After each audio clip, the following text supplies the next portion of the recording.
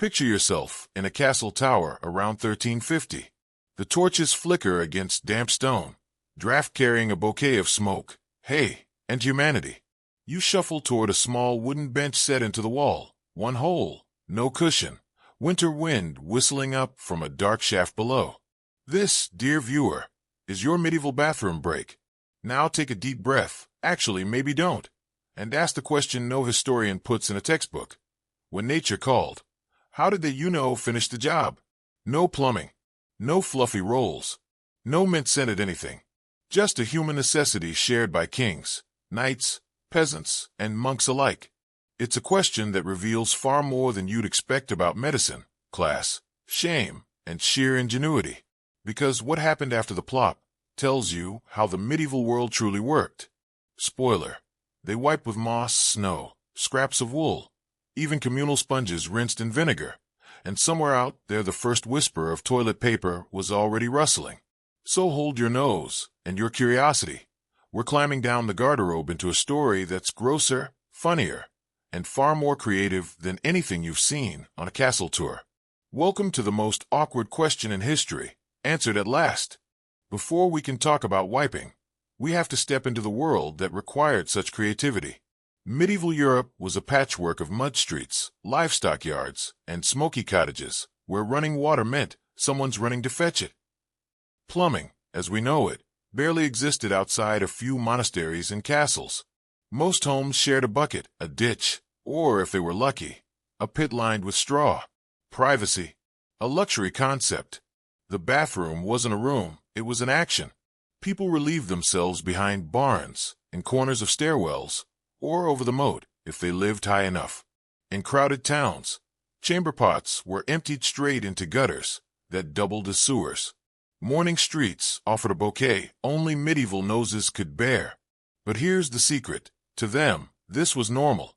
The human and animal smells mixed with wood smoke, tanneries, and baking bread into what one writer called the perfume of civilization. Children grew up steeped in it. Adults stopped noticing. Cleanliness wasn't a daily ritual, but a moral equation. Priests warned against caring too much for the body. It risked vanity and invited disease. Better a clean soul than a clean backside. Doctors feared that bathing or washing too often opened the pores to poisonous air. Filth acted as armor, they believed, trapping the dangerous vapors outside. Yet it's a mistake to see those people as ignorant or lazy. They were practical. They built systems that fit the world they understood. Rain barrels, ash soap, sand scrubs, and straw privies. Without plumbing or germ theory, they stayed alive by adapting with what the earth and their courage supplied. Their lives may have smelled terrible, but they made it work. Forget tiled bathrooms and flushing handles. The medieval restroom looked and smelled very different. Inside stone castles, the height of royal convenience was a narrow slot built into the outer wall, called a garderobe, a wooden bench with a round hole perched above a vertical shaft that emptied into a cesspit or straight down the castle wall into the moat. Courtiers liked to imagine that flowing water washed everything away, but the odor creeping back up told a crueler truth. The word garderobe literally means to guard the robes. Nobles hung their clothes there, believing the constant cold draft would freeze lice to death. Keeping garments parasite-free simply meant sharing them with the smell of the king's business. In towns and villages, sanitation turned into street theater. People used chamber pots at night, and each dawn, a servant or unlucky family member tossed the contents out the window with a warning shout. Privies located in yards or along city walls gave limited privacy. Thin planks, no lock. Only monasteries offered true innovation. Some installed stone channels, where running water from a nearby stream rinsed beneath rows of communal stalls. Monks sat side by side, reciting quietly, spiritual contemplation mixed with earthly realities. As for peasants, they kept it simple. A ditch behind the house, a quick squat in the field, or the nearest riverbank. Privacy wasn't a door, it was distance, and in a windy meadow it came free of charge. Privacy was whatever the breeze could drown out. If the medieval toilet world seems bleak, just wait for the encore. How everyone tidied up afterward. Human creativity, as it turns out, blossoms under pressure. especially the kind generated after lunch. Before cloth was common, the countryside offered an entire wipe aisle for free. Moss was a forest favorite, soft, absorbent, even pleasantly cool. Peasants called it nature's cushion. Easy to find and easy to forget. Others grabbed grass, straw, or handfuls of hay, the texture depending on bravery. In forests, broad leaves, dock or burdock, did the trick, though a careless hand could turn poison ivy into a week-long regret. Up north, winter provided its own refreshment, snowballs. Travelers' diaries mention people keeping snow for the cleanest finish. Highland shepherds preferred smooth river stones, rinsed between uses. Inventive. Yes. Comfortable. Not remotely. Families with a little money upgraded to wool or linen rags, kept near the chamber pot, and washed by the most unfortunate servant. Wool was prized for softness, though a careless seam could turn wiping into an adventure. Archaeologists have unearthed wooden spatulas wrapped in cloth, nicknamed gomp sticks. These tools, found from England to Germany, were scrubbed or boiled for reuse, proving that even hygiene can be both inventive and horrifying. Farther south and east, water reigned. In Islamic lands and parts of Mediterranean Europe, ablution was ritual as well as hygiene. People poured from a small ceramic ewer, cleansing with the left hand and rinsing again, a practice that gave rise to the polite custom of reserving the right hand for food and greetings. Travelers returning from crusades described these jugs with envy and mild horror. Clean, though barbarous.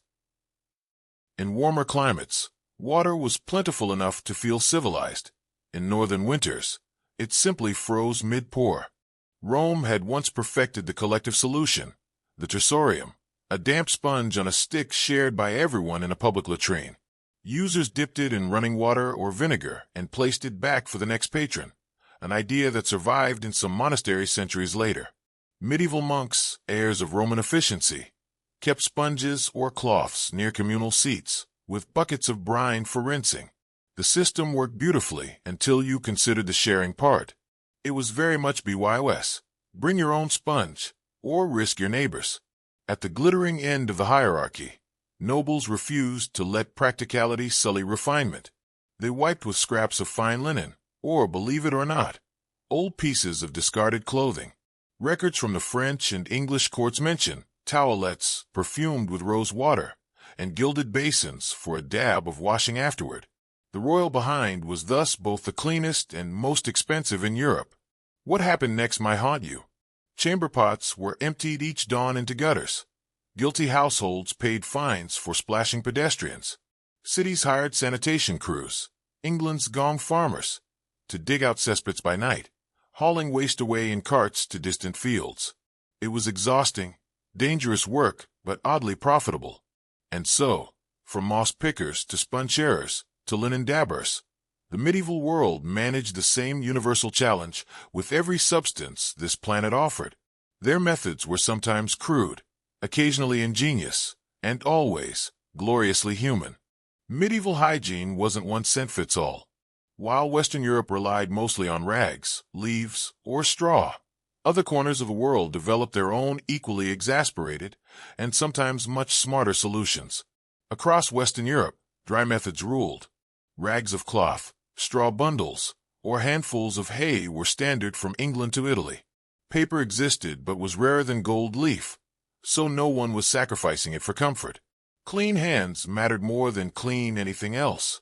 In Scandinavia, nature added a winter upgrade: snow and moss. Arctic cold acted as disinfectant, and the relative cleanliness of glacial rivers gave Norse latrines a fresher reputation than most of Europe's. Vikings likely rinsed in streams when possible, one reason foreign chroniclers begrudgingly called them excessively fond of washing.